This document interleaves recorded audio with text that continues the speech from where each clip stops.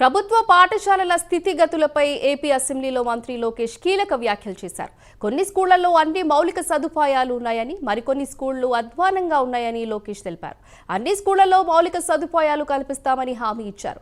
అన్ని ప్రభుత్వ పాఠశాలను 5 స్టార్ రేట్కు తీసుకురావాలంటే 13,562 కోట్లు అవసరమని లోకేష్ చెప్పారు.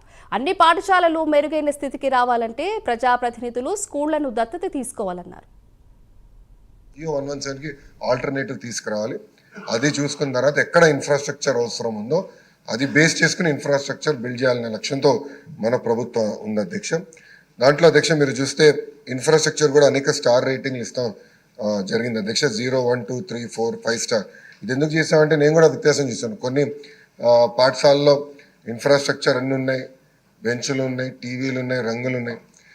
కొన్ని పాఠశాలలో అసలు ఏమి లేవు అధ్యక్ష. అంటే కంప్లీట్ ఎక్స్ట్రీమ్స్ నాకు ఫీల్డ్లో కంపెనీ ఇది కరెక్ట్ కాదని భావించి కొన్ని నిర్ణయాలు తీసుకున్నాం. ఒకటి లీక్ ప్రూఫ్ బిల్డింగ్, అన్నిటికీ పెయింట్ ఉండాలి, ఎలక్ట్రిసిటీ ఉండాలి,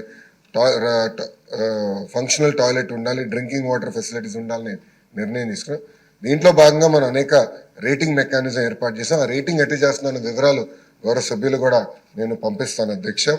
దాంతో వాళ్ళు కూడా ఒక ఐడియా వస్తుంది. దాన్ని బట్టి ఇవాళ వాళ్ళ నియోజకవర్గాల్లో ఎందుకు ఒక పాఠశాల ఆ రేటింగ్ వచ్చిందని కూడా తెలుసుకుని అది ఎట్లా ఇంప్రూవ్ చేయాలో వాళ్ళు కూడా ఒక అవకాశం ఉంటుంది అధ్యక్ష. ఇప్పుడు వాస్తవంగా అధ్యక్ష అన్ని ప్రభుత్వ పాఠశాలల్ని మనం 5 స్టార్స్ రేటింగ్ తీసుకురావాలి. సుమారుగా ఈ రోజున ఎస్ఎస్ఆర్ రేట్ ప్రకారం 13,526 కోట్ల రూపాయలు అవసరం అధ్యక్ష.